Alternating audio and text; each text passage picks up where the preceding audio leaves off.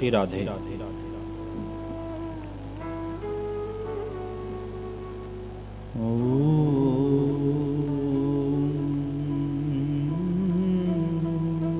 स्वस्ति श्री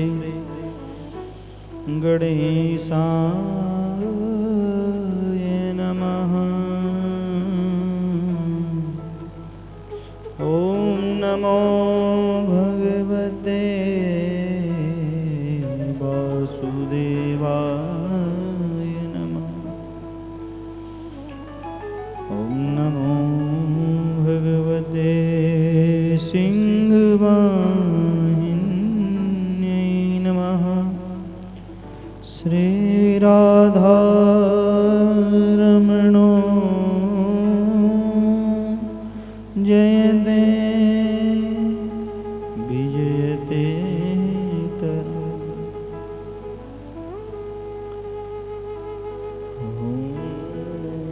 गजाननं भूतगणाधिसेवितं कपित्तजम्बूफलचारुभक्षणम् उमासुतं शोकविनाशकारकं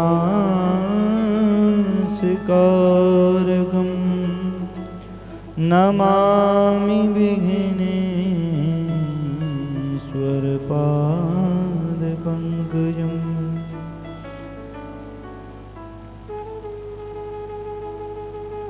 सर्वचैतन्यरूपां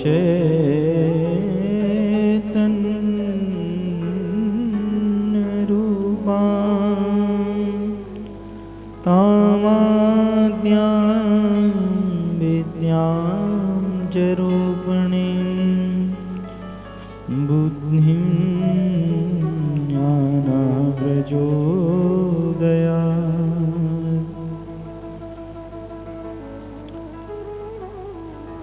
वंशी विभूषितकरान्नवनीर्दाभात् पीताम्बरारुणबिम्बफलाधरोष्ठात् पूर्णेन्दुसुन्दरमुखा अरविन्दनेत्रात्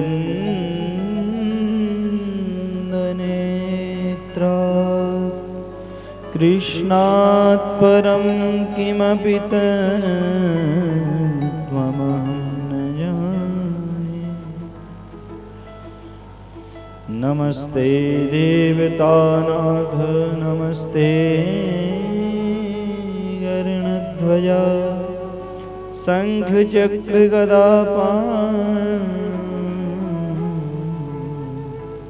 वासुदेवाय नमोस्तुते।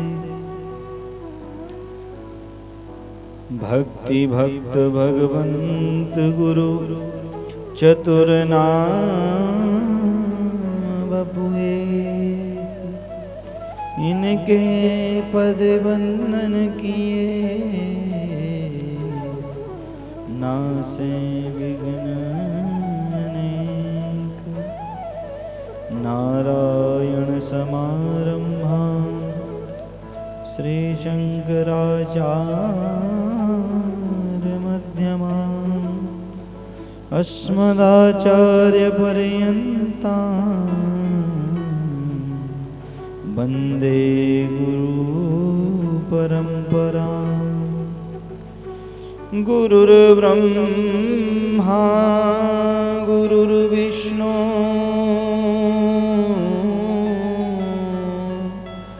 गुरुर्देवो महेश्वर गुरुर्साक्षात् परब्रह्म तस्मै श्री गुरुवे नमः। जय जय श्री राधा रमण जय जय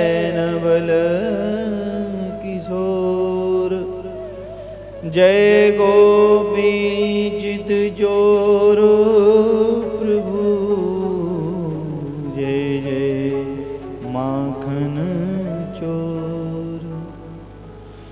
चलो सखी वहाँ चालिए, जहाँ बसत ब्रजराज। गोरस बेचत हरि मिले,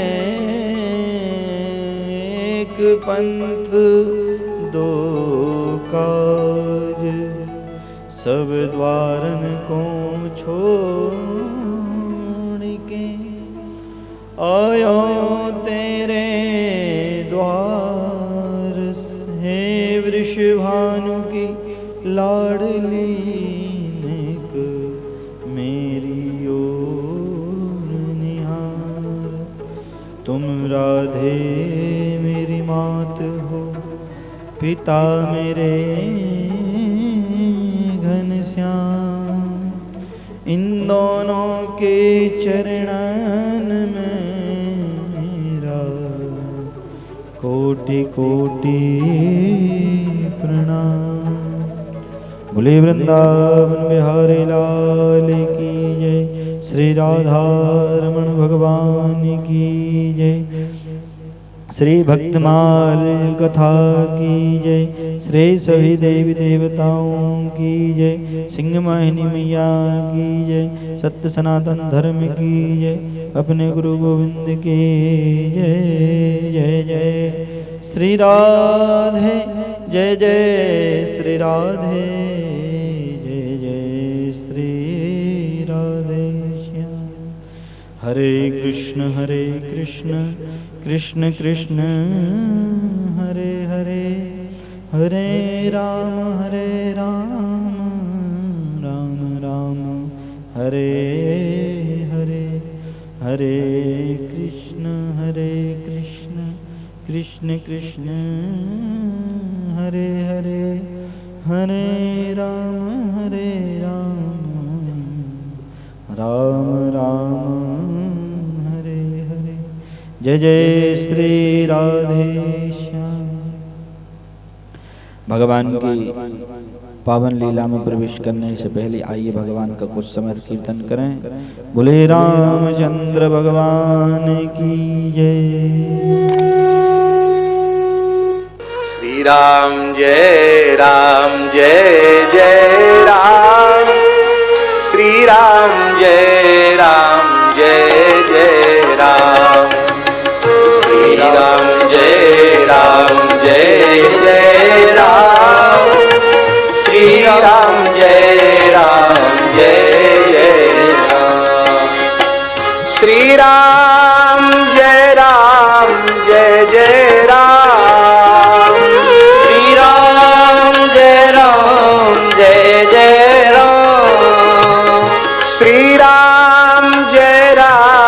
जय जय राम,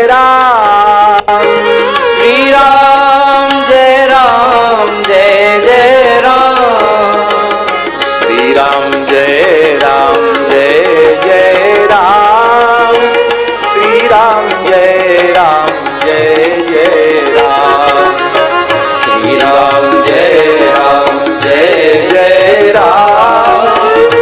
राम जय जय राम, श्री राम जय जय राम, श्री राम जय जय राम, श्री राम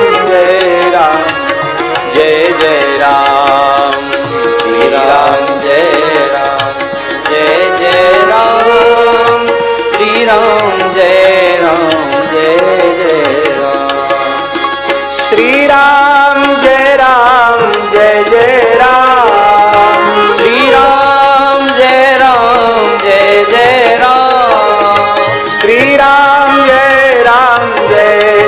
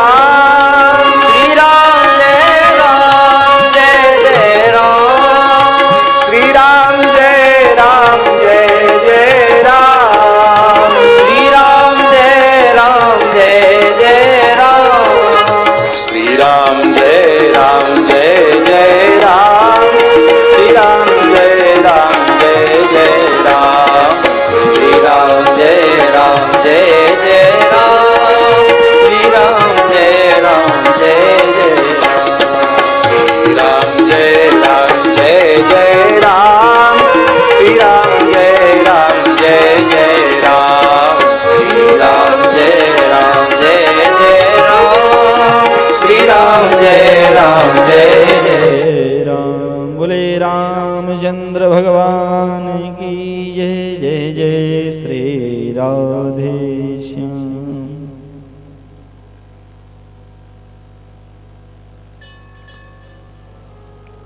अकारण करुणा वरुणालय भक्त वांछा कल्पतरु तड़ुतित विनिंदित पीताम्बरधारी परात्पर सर्वेश्वर श्री राधा रमण भगवान के चरणों में कोटि कोटि प्रणाम। आकर के अपने स्थान ग्रहण करें। परा भगवती चरणों जगदम्बा के चरणों में कोटि कोटि प्रणाम। आकर के अपने स्थान ग्रहण करें। सभी देवी देवताओं को कोटि कोटि प्रणाम। आकर के अपने स्थान ग्रहण करें। समुपस्थित बैठे समस्त भगवत वृंद, भगवत चरण अनुरागी मातृशक्ति माताएं, यूट्यूब फेसबुक चैनल के माध्यम से देख रहे भगवान की कथा एवं चुंगे आदि की ध्वनि के माध्यम से सुनने वाले सभी श्रोताओं के हृदय में बैठे भगवान को प्रणाम। सबको राधे राधे।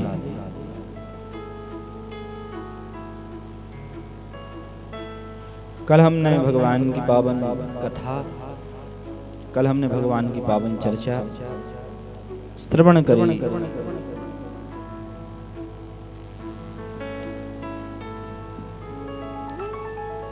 एक घड़ी आधी घड़ी आधी में पुनी आधी, तुलसी चर्चा राम की हरे कोट अपराध।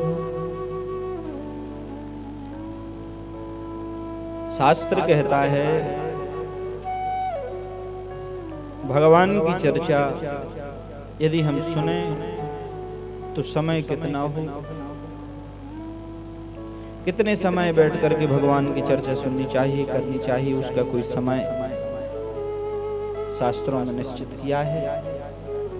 तो उसका समय है कि एक घड़ी आधी घड़ी, आधी में पुनी आधी, एक घंटे, आधे घंटे, 15 मिनट, 10 मिनट, 5 मिनट, 1 मिनट भी भगवान की चर्चा कर ली तो कहते हैं तुलसी चर्चा राम की हरें कोटि अपराध, करोड़ों अपराधों का हरण करने वाले भगवान की कथा है। श्रवण मंगलम श्रीमदाततम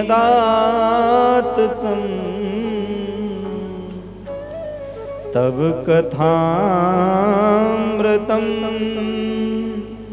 तप्त जीवनम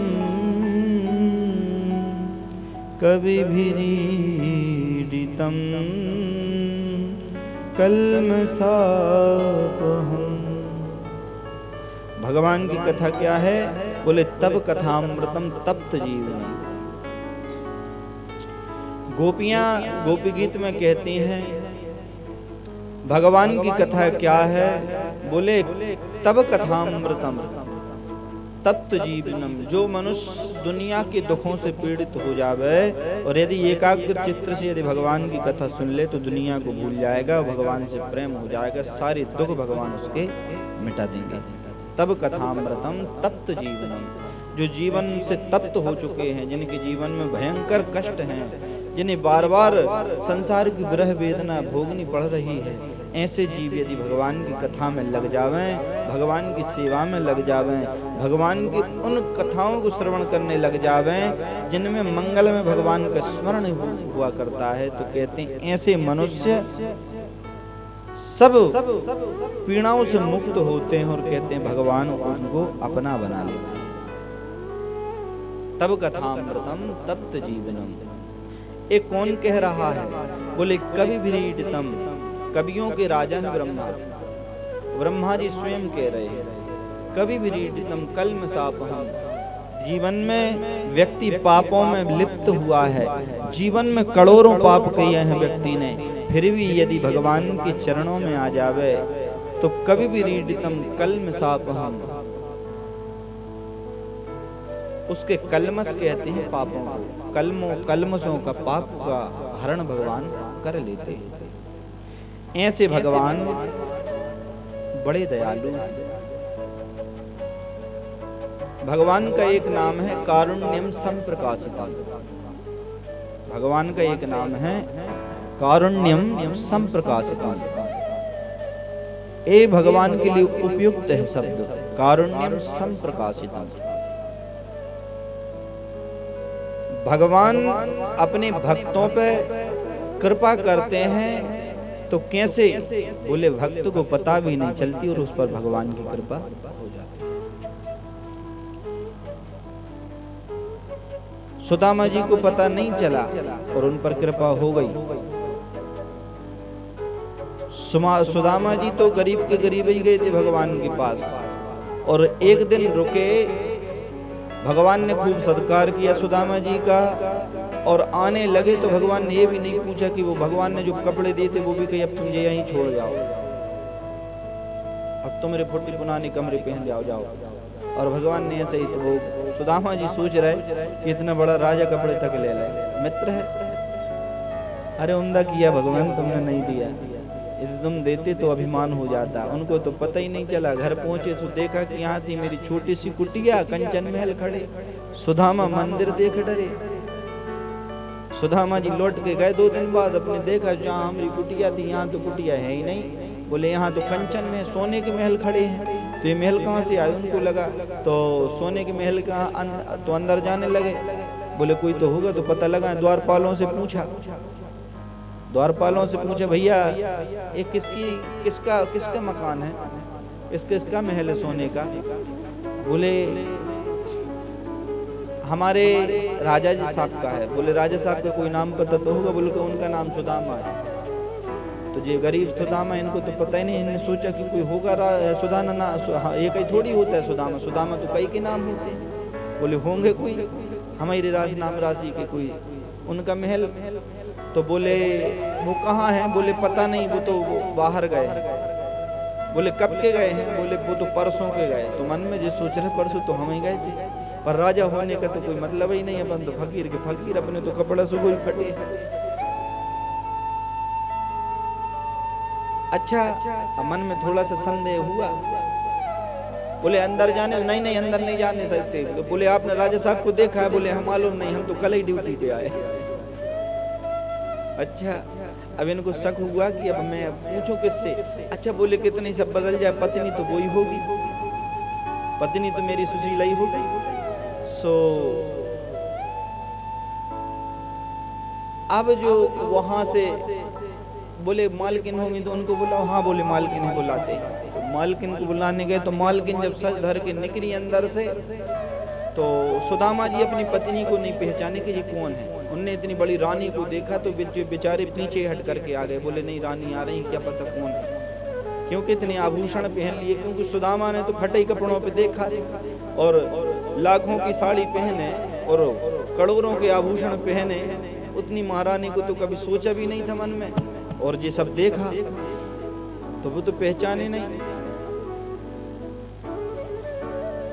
वो है पहचाने नहीं, तो रास्ता देने लगे। तो आकर के सीधी सुशीला जी आकर के चरणों में लेट गए। अरे बस बस बस, रानी रानी रानी रानी, कौन है आप? बोले हे पतिदेव, मैं आपकी पत्नी सुशीला। तो वो सुदामा बोले अरे वाह सुशीला, तेरे दो चुटीला, तेरे तो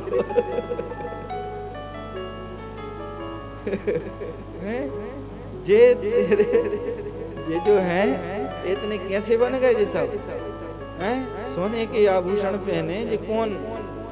बोले ये सब द्वारकाधीश की कृपा है। बोले ते पे भारी कृपा कर दे, हमें तो पता भी नहीं, फटे के फटे कपड़े पहन के आ गए। तो बोले प्रभु आपको प्रेम चाहिए था, मुझे कुछ जीवन प्रयुक्त है, जीवन में कुछ धन नहीं था, इसलिए धन चाहिए था। भगवत कृपा ऐसी हुई कि आपकी भक्ति के प्रभाव से द्वारकाधीश ने ये सब प्रदान किया। बोले पता तक नहीं चला और इतना सब दे गए। तो भगवान की कृपा ऐसी है कि पता तक नहीं चलता और कब हो जाएगा। जहां हमें 1 रुपया मिलता हो वहां 10 मिल जाए तो एक कृपा ही है, अपने भाग्य नहीं मानना है, भगवान की कृपा है। जिस वस्तु में आपको 1 पैसा मिलता है वहां यदि आपको 10 मिल जाए तो ये नहीं सोचना कि जिक्कियां से आए, ये सोचना कि भगवान की अचानक कृपा बरस गई या भगवान की कृपा हो गई। भगवान बता के नहीं देते। किसी ने अच्छा भगवान डायरेक्ट आके तो सीधा आके तो दे नहीं सकते कि भगवान आकर के लो भैया खजाना ले लो कि ये ले लो। भगवान सीधे नहीं आते, माध्यम से पहुंचाते हैं, किसी न किसी माध्यम से भगवान पहुंचाते हैं। गीता में एक श्लोक है,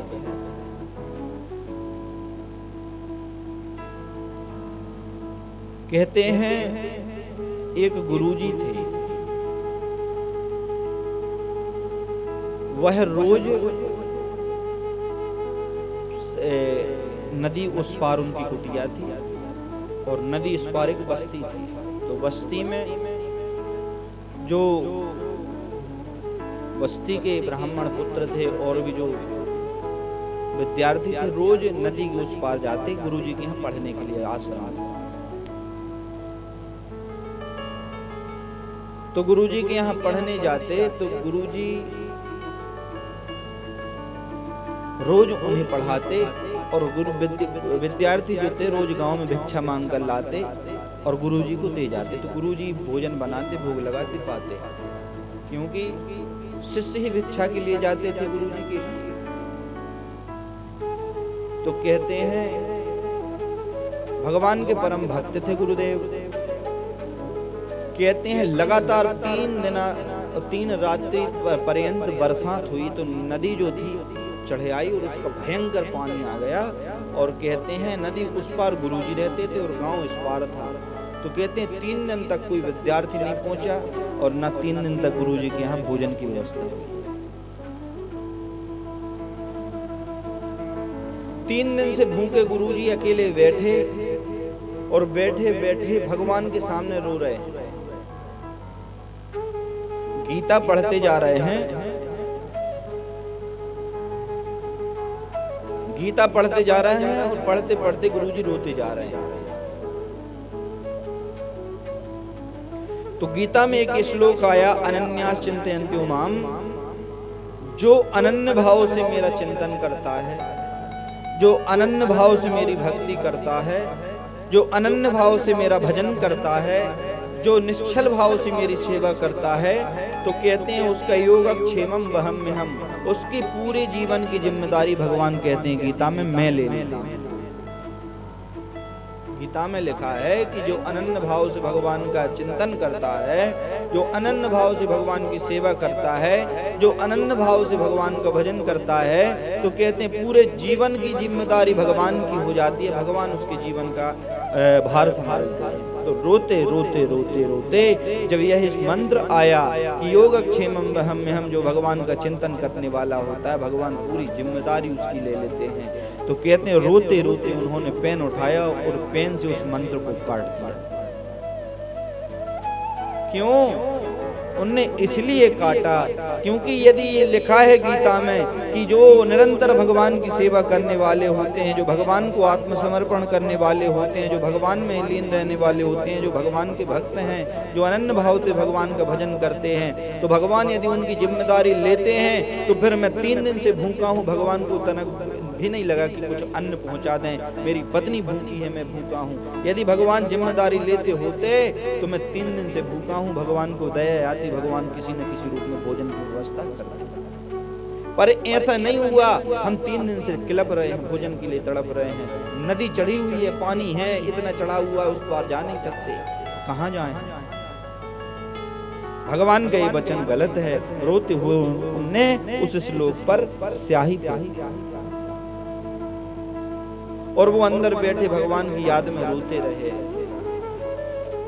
कहते हैं बाहर एक विद्यार्थी आया और विद्यार्थी आकर के रोता हुआ विद्यार्थी दौड़कर पूरा भींगा भींगा आया और एक डिब्बा टिफिन का लेके आया और ला करके गुरु माता को दिया। माँ ए लो। बोले तुम भीगे भीगे क्यों आ रहे हो पानी में इतना, और तुम इतना नदी चढ़ी है, तुम कैसे आ रहे हो? बोले मैया मुझे किसी ने याद किया था इसलिए मैं आया, मुझे भोजन देना था, मुझे याद था 3 दिन से यहाँ आपके यहाँ भोजन नहीं आ पाया था, इसलिए मैं भोजन देने आया। तो भोजन देने आया तो भोजन का डिब्बा लिया, और पहले तो धोती अकेली पहनते थे, तो धोती अकेली पहने थे, छोटा सा बच्चा 10-12 वर्ष का बच्चा था, भोजन दिया और लौट कर जाने लगा तो पीछे उसके कुछ कोड़े के निशान उछरे थे, कुछ चाबुक के निशान उछरे थे, ऐसे लाल लाल पड़े थे। अरे रुको रुको बेटा, माँ ने बुलाया। हाँ गुरु माँ। बोले वे निशान कैसे पड़े हैं? तो वह बालक बोला, माँ ये निशान में मुझे किसी ने मारा है, आज मुझे किसी ने मारा है। तो बोले तुमको किसने मारा? बोले नहीं जाने माँ, आज मुझे किसी ने मारा है। और कहते हैं उसने जिसने मारा है वो भगवान का परम भक्त है। और रोते हुए वह बालक कहता है, माँ मैं जाते जाते कह दे रहा हूँ आपके पतिदेव से कह देना कि दुनिया में यदि भगवान का भजन करने वाला होता है तो कहते पल पल पर भगवान उसकी रक्षा करते हैं, पल पल भर भगवान उसकी सहायता करते हैं। आपके पतिदेव से कहना, उनके हृदय में बात आई है कि भगवान के चिंतन करने वाला भगवान की सहायता उसकी सहायता नहीं करते। माँ इसलिए आप उनसे इतना बस कह देना मेरे गुरुदेव से, क्या कि भगवान का भजन करने वाला व्यक्ति भगवान उसकी पल पल पर सहायता करते हैं। और जाकर के बच्चा दूर चला गया और अंदर गए। अंदर जाकर के पत्नी ने कहा डिब्बा आया है। जैसे ही डिब्बा देगा तो आश्चर्य नहीं, वो तो रो ही रहे थे, बस गीता पढ़ रहे तो रो रहे थे। आश्चर्यचकित होकर के देखे डिब्बा कहां से आया है। बोले एक बच्चा दे करके गया है, विद्यार्थी था, पर वो इतना कह गया है कि उसकी पीठ पर निशान उछरे थे और उसने कहा कि एक भक्त ने भगवान को आज कुछ भला बुरा कहा है, इसलिए मां मेरी पीठ पर निशान बन गए। तुरंत ये सुना तो खड़े खड़े धड़ाम से नीचे गिर गए और गिर करके कहा वो पापी मैं ही तो हूं। बोले क्यों? बोले हे धर्म देवी, जो तुम्हें भोजन देने आए थे वो और कोई नहीं, साक्षात श्री कृष्ण भोजन देने के लिए आए थे। क्यों? क्योंकि भोजन वही मैं बैठा बैठा पढ़ रहा था और गीता में ये लिखा था अनन्यश्चिन्तयन्तु मोमाम, जो भगवान का अनन्य भाव से चिंतन करता है तो भगवान कहते हैं योगम क्षेमम वहम वहम, मैं उसका योगम क्षेमम वहम करता हूँ, उसकी जिम्मेदारी लेता हूँ। तो मैंने भगवान से कहा था कि 3 दिन से मैं भूखा था और यदि आपको चिंता होती तो आप मेरी व्यवस्था करते। कहते भगवान पे रहा नहीं गया, भगवान बच्चा बन के आ गए, बालक बन के आ गए, भोजन दे के चले गए और कह दिया कि मेरे भक्ति की मैं पल पल सहायता करता हूँ। कहते वहां साक्षात द्वारकाधीश प्रकट हो गए और प्रकट होकर के कहा, रे भक्त तू ये कैसे सोच सकता है कि मेरे तेरे साथ नहीं था? मैं तेरे पल पल पर साथ था, पर तेरे मन में ये विश्वास नहीं था कि मैं तेरे साथ हूँ। मैंने यदि गीता में कहा है, मेरा वचन है कि मेरे भक्ति में पल पल पर सहायता करता हूँ तो मैं करता हूँ। मेरा भक्त पिछल जाए पर मैं नहीं पिछलता। तुझे भोजन की व्यवस्था मैंने करवाई, कैसे भी करके करवाई, पर तेरे मन में बात कैसी आई? तुरंत आप भगवान के चरणों में लौट गए। प्रभु मैं अब समझ गया कि आप सत्य में पल पल पर प्रत्येक भक्त की रक्षा करते हैं। ये है भगवान के प्रति समर्पण भाव। यदि आपने अपना जीवन भगवान को समर्पण, हमने अपना जीवन भगवान को समर्पण कर दिया है तो कहते हैं निश्चित रूपेण भगवान आपकी पल पल पर सहायता करते हैं, इसमें संदेह नहीं है। कदम कदम पर भगवान आपके साथ चलते हैं, इसमें संदेह नहीं है। पर विश्वासो फलदायका, विश्वास करना पड़ेगा कि भगवान हमारे साथ हैं।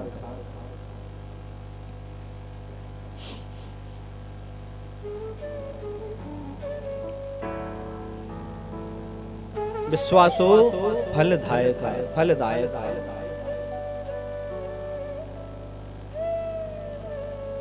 भक्ति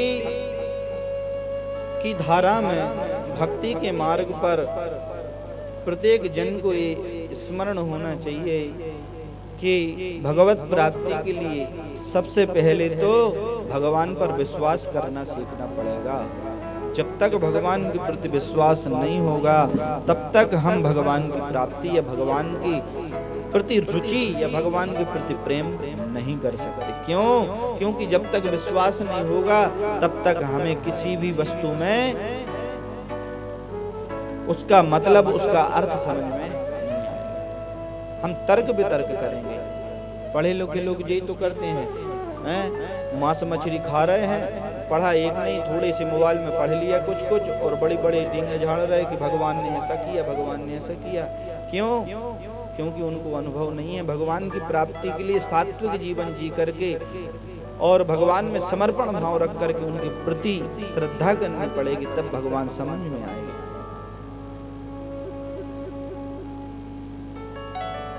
भगवान श्रद्धा का विषय है, भगवान प्रेम का विषय है। भगवान को समझने की बुद्धि किसी में नहीं है। ब्रह्मा हार गए भगवान को समझने के लिए, हम क्या समझेंगे भगवान को? भगवान को समझने के लिए ब्रह्मा जी हार गए। ब्रह्मा जी ने नेति नेति कह के, वेदों ने नेति नेति कह करके, प्रभु आपका पार नहीं, हम क्या समझे आपको? तो हम मंद बुद्धि मनुष्य कैसे भगवान को समझेंगे? हम तर्क वितर्क थोड़े में करने लगते हैं कि भगवान ने ऐसा क्यों किया। पर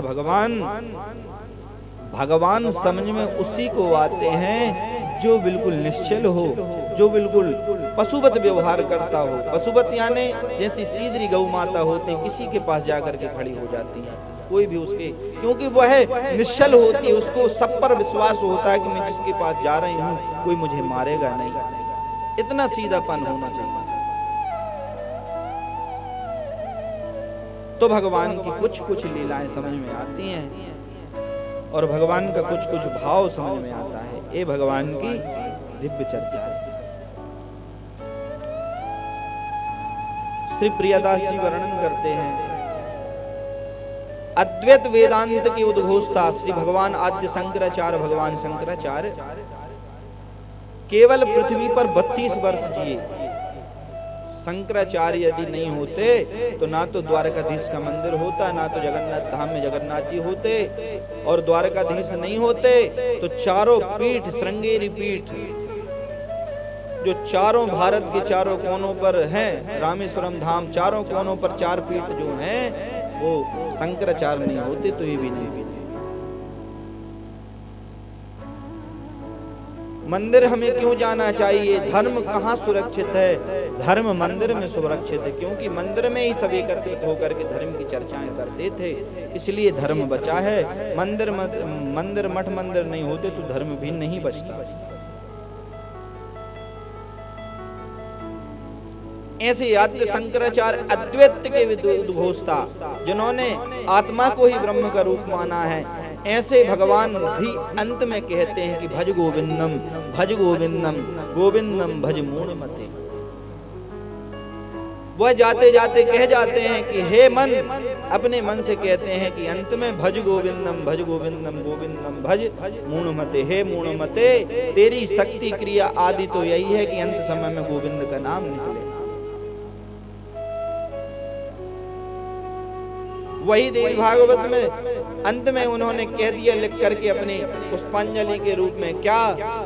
न तातो न माता न बंधुर न दाता, न पुत्रो न पुत्री न भृत्यो न भर्ता, न जाया न विद्या न वृत्तिर्ममेव, गतिस्त्वम गतिस्त्वम त्वमेका भवानी। ये भगवती को आत्मसमर्पण कर दिया शंकराचार्य ने।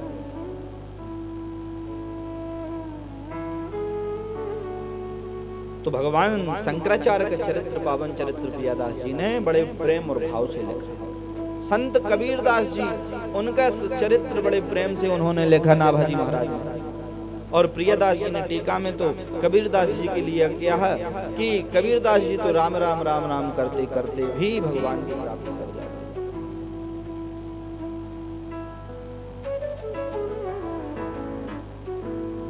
एक भक्त हैं, भगवान के अनेक भक्त हुए हैं। हरिपाल जी, ब्राह्मण कुल में इनका जन्म हुआ था। प्रियदास जी लिख रहे हैं, ब्राह्मण कुल में हरिपाल जी का जन्म हुआ था। भगवान की बड़ी निष्ठा रखने वाले भक्त थे। अच्छा, ब्राह्मण साधुओं की सेवा बहुत किया करते थे। ये रोज भंडारा किया करते थे घर में, रोज ब्राह्मणों को बुलवाते, और ब्राह्मणों को बुलवा के संत आते उनके घर में तो रोज भंडारा करवाते। देखो, हमारी मेहनत से कमाया हुआ धन, उससे कितने लोग तृप्त हो रहे हैं, उसका फल हमको प्राप्त होता है। इसलिए हमको समय समय पर भंडारे करने चाहिए, समय समय पर साधु संतों को ब्राह्मणों को जिवाना चाहिए। क्यों? क्योंकि इनको ग्रहण करने मात्र से भगवान यज्ञ नारायण प्रसन्न होते हैं। यज्ञ भगवान नारायण जो हैं दो रूपों में भोजन ग्रहण करते हैं, एक तो अग्नि आहुति के माध्यम स्वाहा के माध्यम से, और एक ब्राह्मण आहा के माध्यम से। यदि ब्राह्मण खा के कहते हैं आहा, या ब्राह्मण स्वाहा करवा दें आहुति में स्वाहा, तो भगवान तृप्त हो गए। और या तो ब्राह्मण घर में खा लें, ब्राह्मण भोजन कर लें, संत भोजन कर लें, तो पेट भर जाए तो कहते हैं आहा मजा आ गया, तो कहते हैं उससे भगवान तृप्त होते हैं। क्योंकि भगवान को भोजन पहुंचाने की दो विधि हैं। अग्नि के माध्यम से भगवान को भोजन पहुंचाया जाता है। तो वेदों में लिखा है ब्राह्मणों मुखाद अग्निर्जायत, भगवान के मुख में अग्नि है, इसलिए आहुति हमें हवन रोज करना चाहिए। हवन करने की विधि है सूखा कंडा धुआं छोड़ दे कंडे में हवन करना, कोई हवन करना नहीं कहलाता है। सूखा कंडा जल तक नहीं रहा है, धुआं छोड़ रहा और अपन स्वाहा कर रहे, तो कहते हैं ऐसा हवन तो भगवान तृप्त तक नहीं होते का है। क्योंकि भगवान प्रज्वलित अग्नि में आहुति प्रदान करो तब लेते हैं, ग्रहण करते हैं। इसलिए अग्नि प्रज्वलित हो तभी स्वाहा करें। क्योंकि अग्नि जब जलेगी, अग्निदेव की पत्नी का नाम क्या है? अग्निदेव की पत्नी का नाम है स्वाहा। तो जब अग्निदेव, अब बुझी अग्नि में थोड़ी, अब अग्निदेव प्रकट ही नहीं है तो अपन स्वाहा कहें तो पत्नी जाएगी नहीं के पास। तो अग्निदेव जब प्रकट हो, जल रहे हो, तो उस समय आप आहुति लेकर के कहें ओम अग्निदेवताभ्यो नमः स्वाहा। स्वाहा उनकी पत्नी का नाम है। तो भगवान अग्निदेव अपना मुख खोलते हैं, तो कहते हैं उसमें जो आप डालते हैं अन्न वो भगवान मुखाद अग्निर्जायत, भगवान का अग्नि का जन्म भगवान के मुख से हुआ है। और ब्राह्मणों का जन्म कहाँ से हुआ है भगवान के? बोले मुखाद अग्निर्जायत ब्राह्मणोस्य मुखमासीत्, भगवान के मुख से ब्राह्मणों का जन्म हुआ है। इसलिए ब्राह्मण, वेदज्ञ ब्राह्मण और अग्नि एक ही जाति के ब्राह्मण, इसलिए इनके श्राप ज्यादा लगते हैं। तो ये तो ब्राह्मणों के मुख से या अग्नि के मुख से भगवान तृप्त होते हैं। तो यह समझ करके उन ब्राह्मण देव संत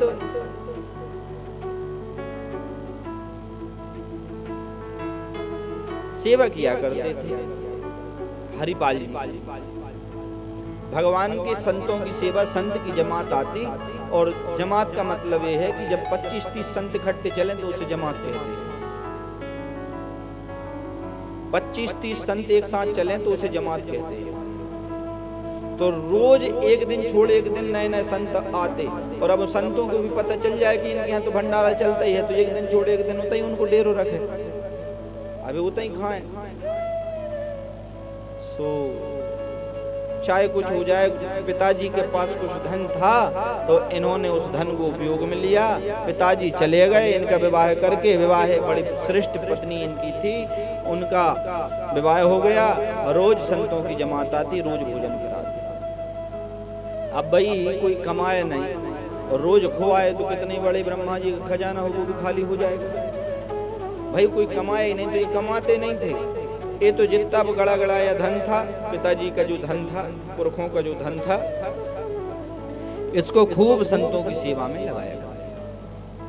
अब धीरे धीरे धीरे धीरे धीरे वो धन पूरा खत्म हो गया। घर में अब कुछ नहीं बचा, खुद के खाने के लाड़े पड़ने लगे। संत आवे तो संत को बैठा ले, और संत से कहें आप बैठो, हम व्यवस्था करके लाते। अब इन्होंने क्या काम चालू कर दिया? बोले इन्होंने काम चालू कर दिया। अब क्योंकि पिताजी कुछ राजा थे, कुछ बड़े थे, तो सबसे परिचितता थी, तो जहां जाए वहीं उधार ले आते। तो आज संत आए तो एक घर चले गए, उधार लेके आ गए, हम फिर देते हैं। सब जानते थे भक्त हैं, और उन सबको ये पता था कि इनके पिताजी के पास बहुत धन है, तो ये मांगने आए हैं, बाद में तो दे देंगे क्योंकि पिताजी की बनी है। अब धीरे धीरे धीरे धीरे धीरे पूरे गांव से उधार मांग लिया, और अब मांग लिया और देने लेने की बात तो कछु करा ही नहीं। ले आए, फिर दूसरे उनके घर ही ले जाए। अब एक बार जिससे ले लें दोबारा उनके घर ही नहीं जाए, पूरे गांव से उधारी ले ली, पूरे गांव में भल्ला पिट गया कि भैया ये जिसका लेते हैं देते नहीं है। पर करते क्या है इतने धन का? बोले संतों को खिला देते हैं पूरा। अब कुछ नहीं बचा, पत्नी का पूरा जेवर बिक गया, पूरा घर का सब बर्तन भाड़े बिक गए, कुछ नहीं बचा। और संतों को मनो रोज जिवाते, इनका नियम था। संत उनका एक संकल्प था कि मेरे घर से भूखे संत, भूखे ब्राह्मण कभी लौट करके ना जाना। समय आ गया, एक दिन संतों की 50 संतों की जमात आई, सबको कह दिया आइए आज हमारे यहाँ भोजन ग्रहण करिए। सब गणिया धूना लगा के बैठ गए, धूना लगा लिया और बैठ गए। अच्छी अखंड राम नाम धुन चल रही। हाँ बेटा बनन दो भोजन। पत्नी से कहा भोजन बना, बोले है ही नहीं तो क्या बना दे, घर में कचू जब तो बना दे। बोले कुछ सोना चांदी हो तो हम दुकान पे गिरवी रख के ले आए। बोले कुछ नहीं बची, मंगलसूत्र इतनी सी बची है, कहो तुझे ही दे दें। बोले ले आओ। तो मंगलसूत्र भी ले लिया। अब उतने में थोड़ा बाल भोग के आया, नाश्ते का सामान आया, बाल भोग के उतने ही गया। बोले हाँ संत बोले हम यही हैं, आप लोग बढ़िया भोजन। उन्होंने संत का पता, संत तो फिर भी वो खा हो जाए तो बढ़िया। वो तो बैठे, बोले बनन दो बाल भोग के बाद अब राजभोग होन दो, 12 बजे अच्छा भोजन बनन दो। अब इनने क्या किया? बोले कहीं ना कहीं व्यवस्था करनी पड़ेगी। बोलते हैं जैसे तैसे आज दोपहर में उधार कहीं कहीं से मांग करके लाए और दोपहर में भोग बनाया। उन संतों ने कहा हम रात्रि यहीं रुकेंगे। बोले रात की व्यवस्था भी करना। ठीक है महाराज। तो बढ़िया, उनको ये भाव नहीं आया कि मेरे पास कुछ नहीं है और संत रुके हैं। नहीं नहीं, कहीं से व्यवस्था करेंगे। तो अब उन्होंने आप रास्ता अपनाया कि अब मैं चोरी करूंगा।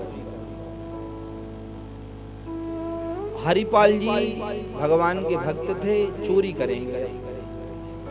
तो चोरी कौन के यहाँ करेंगे? जो भगवान के भक्त हैं, जो तुलसी की माला पहने हैं, जो तिलक लगाए हुए हैं, जो भगवान का भजन करते हैं, ऐसे घरों में मैं कभी नहीं जाऊंगा। बोले जो भगवान से विमुख हैं, जो भगवान की भक्ति नहीं करते हैं, जो भगवान को कोसते हैं, ऐसे व्यक्तियों के यहाँ जाऊंगा और उनका धन चोरी करके लाऊंगा। क्यों? क्योंकि उनका धन भी कम से कम साधुओं की सेवा में तो लगेगा, उनका भी तो कल्याण होगा। तो रोज रात्रि में जाते, उस दिन रात्रि में गए और रात्रि में जाकर के उन्होंने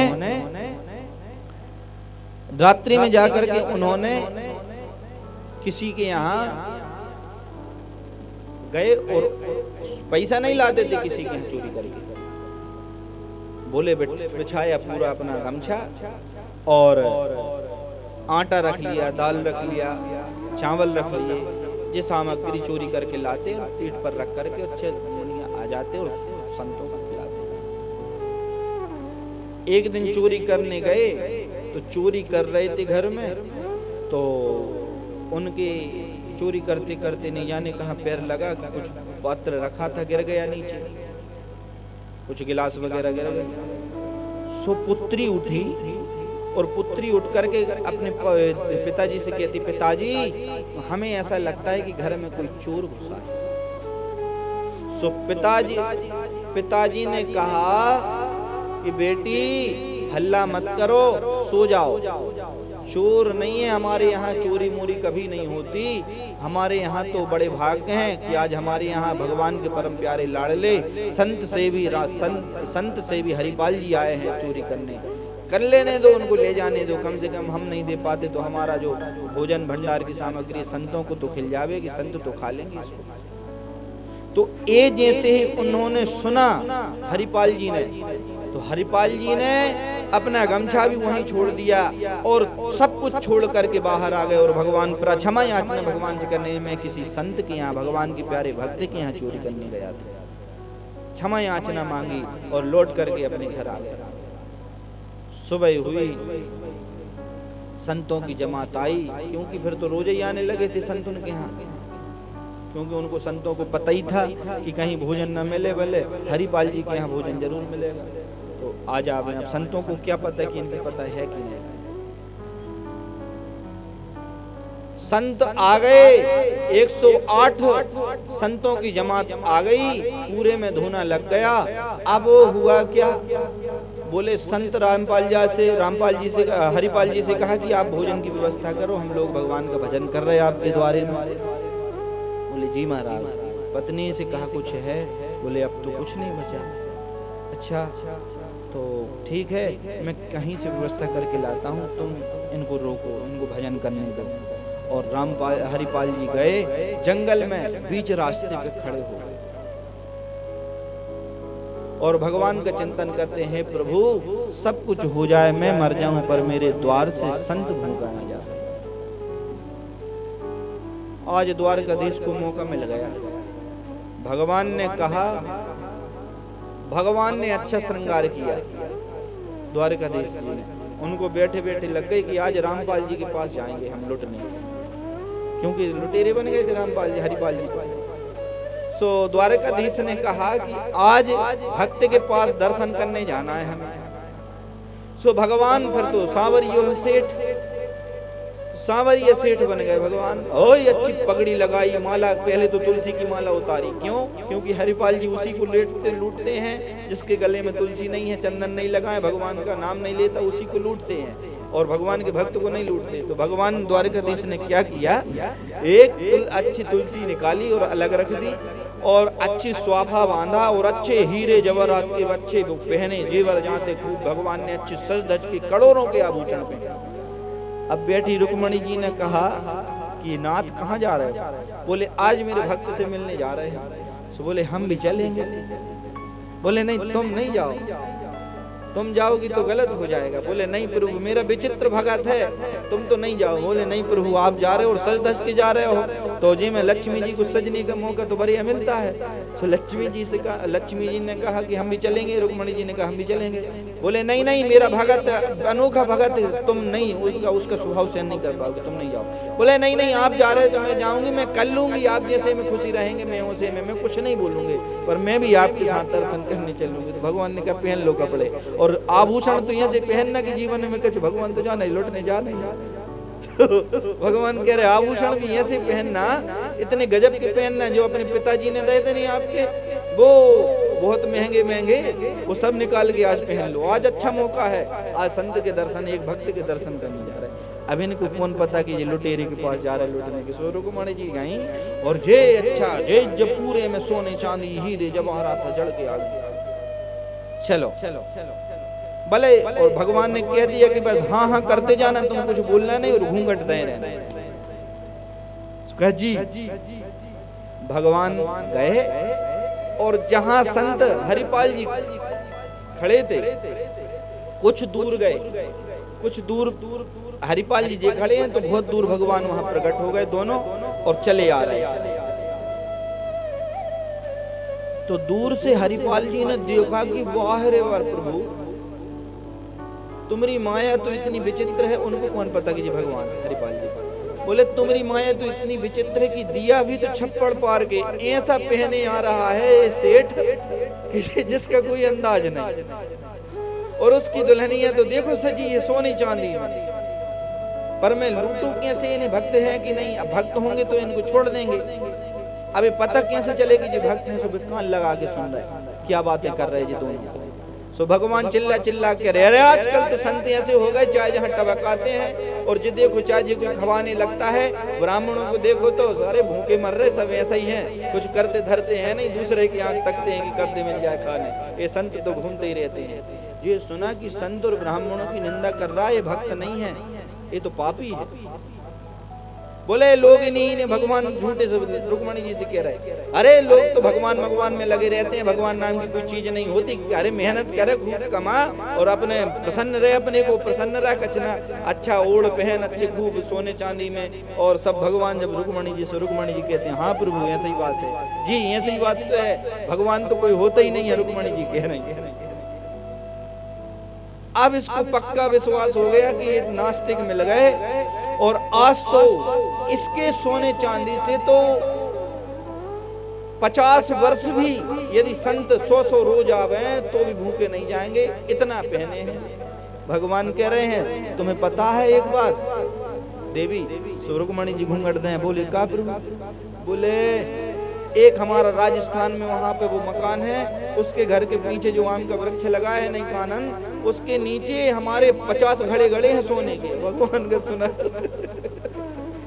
बोले एक द्वारिका में एक हमारा घर है ना, वहाँ गुजरात में, बोले वहाँ 21 घड़े गड़े हैं। बोले क्या करेंगे? बोले संतों को खिला दें। अरे बोले संत तो पापी होते हैं, उन्हें कुछ नहीं खिलाना है, अपन खुद के उपयोग में। भगवान बोले अच्छा मिल गया। सो रामपाल जी धीरे से सामने गए, बोले प्रणाम भैया जी। बोले कौन हो आप? बोले हम यहाँ के रक्षक हैं, यहाँ से जो रास्ते से निकलता उसको एक हरिपाल नाम का एक वहाँ डाकू मिल जाएगा, इसलिए हम उसको यहाँ पे जो लोग मिलते हैं यहाँ से एक पार करा देते हैं, एक लठ लेते अच्छा मोटा, सो हम पार करा देते हैं, उस पार ले जाते हैं, हरिपाल से रक्षा कर देते हैं। अब उन्हें को कौन पता कि जी हरिपाल खड़ा है। तो अच्छा, बोले आपको मजूरी देनी पड़ेगी। बोले हाँ भैया मैं भगवान कह रहे हाँ भैया मैं पहने ओढ़े हूँ, मेरा धन है मेरे पास, मेरी पोटली में खूब धन बड़ा है, मैं माथे पे रखा हूँ, मेरी यहाँ ये जो जंगल है पार करा दो, मैं तुम्हें मजूरी दूंगा। तो हरिपाल जी बोले हाँ ठीक है, पहले मजूरी दे दो हमें, फिर पार कराएंगे हम। सो एक अंगूठी उतार के दे दे। बोले 5 मिनट रुको, मैं अब भी आ रहा हूँ। दौड़ के गए, घर जाकर वो अंगूठी दुकान पर गए, दुकान पे भंजाई पैसा लिए, भोजन की सामग्री लेकर के पत्नी को दे, बोले संतों का भंडारा कराओ, हम आ रहे हैं कहीं। आज तो काम बन गए। एक ऐसा नास्तिक मिला है जो कि इतने आभूषण पहने हैं कि हमारे 50 वर्ष भी आराम से निकल जाएंगे संतों को आते हुए। ठहरो तुम तो अभी इस अंगूठी के जो रूप में मिलेगी थी उससे भोजन कराओ, मैं आ रहा हूँ। और लौट के भगवान हरिपाल गए, बोले चलो सेठ जी चलिए अपन, हम आपको जंगल पार करा। बोले चलो। चलते जा रहे, चलते चलते चलते चलते जब बीच घना जंगल पड़ा, सो घने जंगल में खड़े हो गए भगवान के सामने, छेंक करके हरिपाल, ए रुको सेठ। अरे बोले तुम कौन हो? सेठ रुको, तुम तो पार करा रहे थे। एक लठ जमीन पे पटका और जमीन पर पटक के कहा कि वो संत, वो राम हरिपाल जो आप कह रहे थे वो मैं ही हूँ, मैं ही वो डाकू हूँ। अरे भैया भगवान थर थर कांपने लगे। एक लठ और मान नहीं रहे, एक लठ इस तरफ और एक लठ इस तरफ, भद्द भद्द जब दो दिए तो भगवान कांप रहे। अब देखो जो तीनों लोगों को कपाने वाले भगवान कप रहे यार।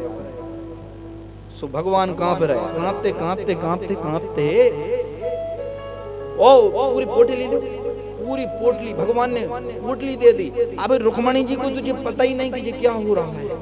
रुक्मणी जी ऐसे करके देख रहे घूंघट में, ये भगवान लुट रहे हैं। उंगली करके कह रहे चक्र चला दो। सो भगवान उंगली से कह रहे अभी तो शांत तो रहे, अभी देख तो ले।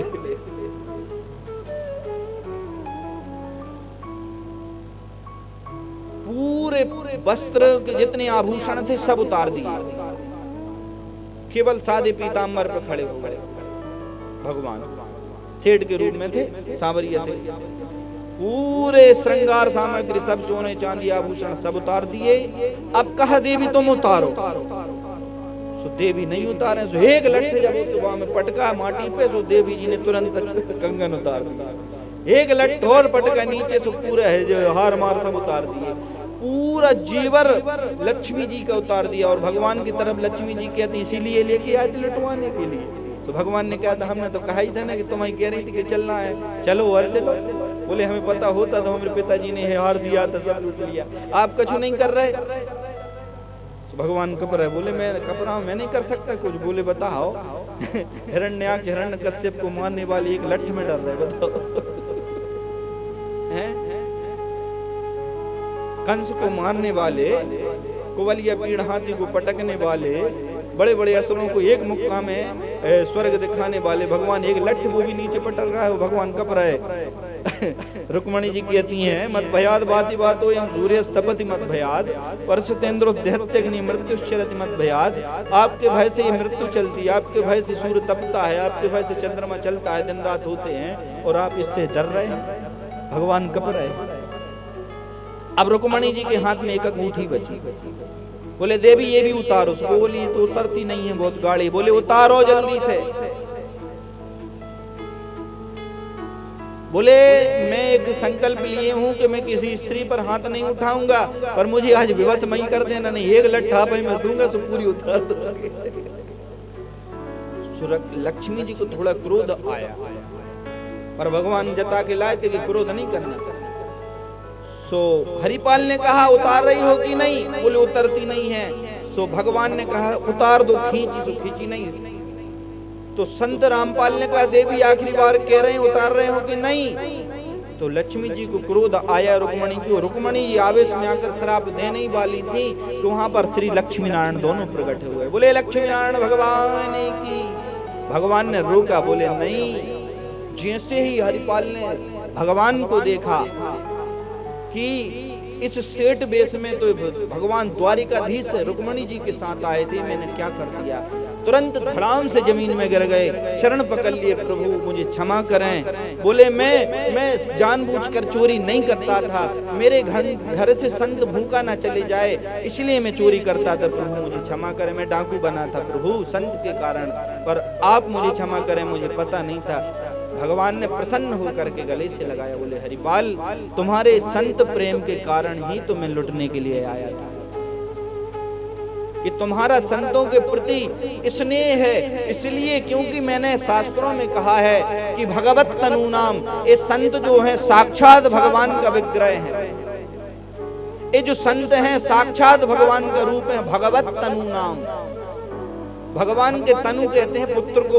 भगवान के पुत्र यदि कोई है, भगवान के आत्मज कोई है, भगवान की आत्मा कोई है, तो ये संत हैं, ब्राह्मण हैं। और तुम इनकी सेवा ऐसी निष्कपट भाव से करते हो, इसलिए इस भाव को देख करके मैं स्वयं द्वारकाधीश होकर तुम्हारे यहाँ लक्ष्मी नारायण लुटने के लिए आया। प्रभु क्षमा करें। भगवान ने अभय दिया। बोले बाओ जाओ, मैं तुम्हें इतनी संपत्ति देता हूँ कि अब तुम्हारी 10 पीढ़ी भी बैठ करके संतों को खिलाएंगी तो वो कम नहीं होगा। ये मेरा आशीर्वाद। बोले प्रभु एक वरदान यदि मुझे देना चाहे तो दे दो। बोले प्रभु बोलो। बोले जिस पत्नी के कारण मुझे आपकी प्राप्ति हुई है, एक बार आप युगल सरकार लक्ष्मी नारायण मेरी पत्नी को भी दर्शन दे। क्योंकि यदि पत्नी भक्तों की सेवा, संतों की सेवा नहीं करती, होता है ना कहीं कहीं पति भक्त होते हैं तो पत्नी नहीं होती, और जहां पत्नी भक्त होती वहां पति नहीं होती।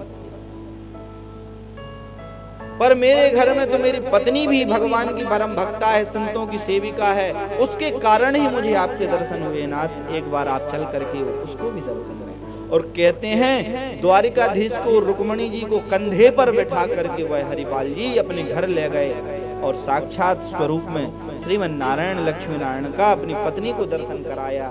युगल सरकार के उन दंपत्ति ने, ब्राह्मण और ब्राह्मणी ने दर्शन किए। कहते हैं भगवान ने उनको भय दिया और कहे संत हरिपाल इसीलिए मैं तुम्हारी भक्ति पर रीच करके तुम्हारे घर तक आ गया।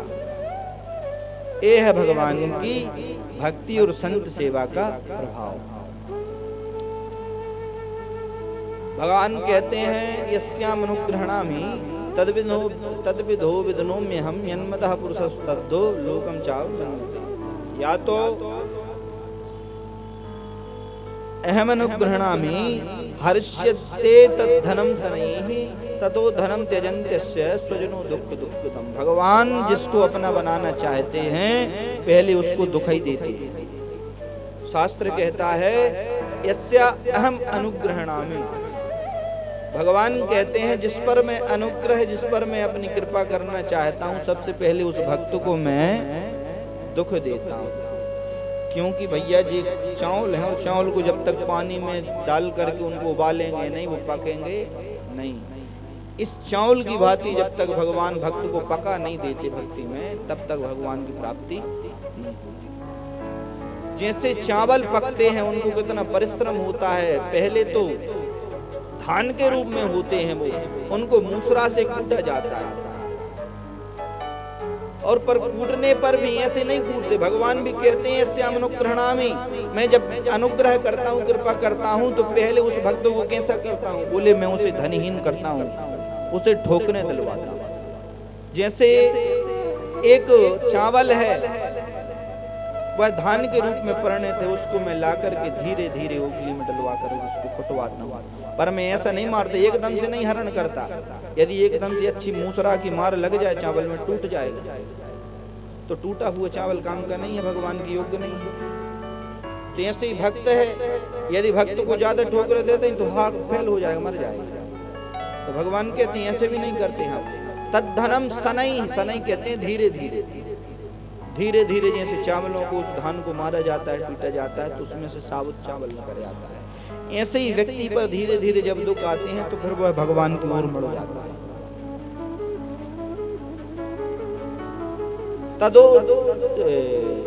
ततो धनम त्यजन्तस्य स्वजनो दुःख। जब व्यक्ति का धन लुट जाता है, धनहीन हो जाता है, वो अपने परिवार को बताता है दुख, और अपने नाते रिश्तेदारों को बताता है कि भैया कुछ धन से सहायता कर दो।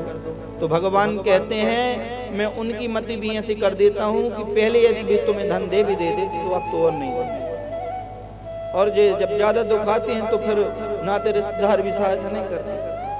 भैया अपना अपना देखो।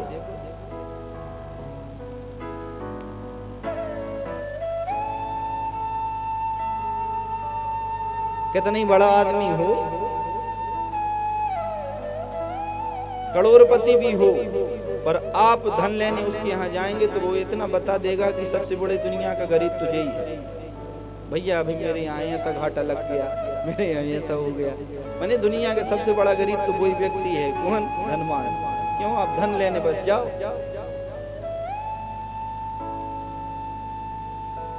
स्वजनो दुख दुखितम, जहां जहां दुख बताते हो, कहते हैं उस दुख को, आपको दुखी देखकर बाहर के लोग हंसते हैं। जैसे चावल को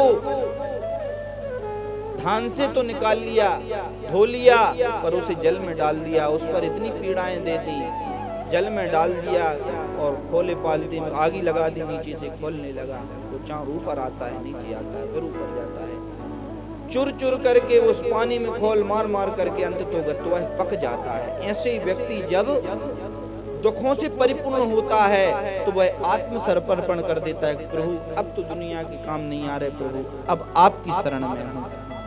तो कहते हैं जैसे उस चावल का फिर भगवान को भोग लग जाता है, ऐसे ही उस भक्त का भी भगवान को भोग लग जाता है। और भगवान कहते हैं जब दुखों से पीड़ित व्यक्ति आर्त होकर मेरी शरण में आता है तो फिर मैं उसको इतना देता हूं कि 17 पैरी जो होते हैं बैठ कर खाएं तो भी नहीं बढ़ाएगी, भगवान का वचन। भगवान इतना दे जाते हैं। प्रेम से बोलना पड़ेगा। संत हरिपाल जी का चरित्र गाया प्रियादास जी ने।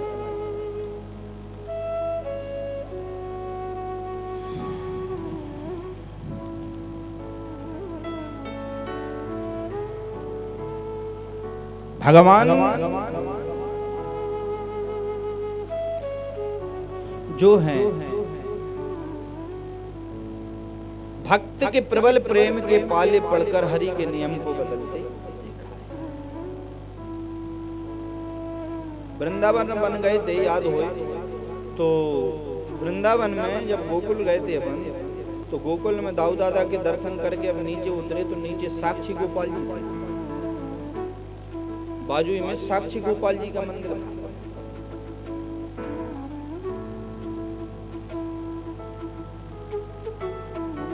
जगन्नाथपुरी उड़ीसा से, खुर्द ग्राम से 2 ब्राह्मण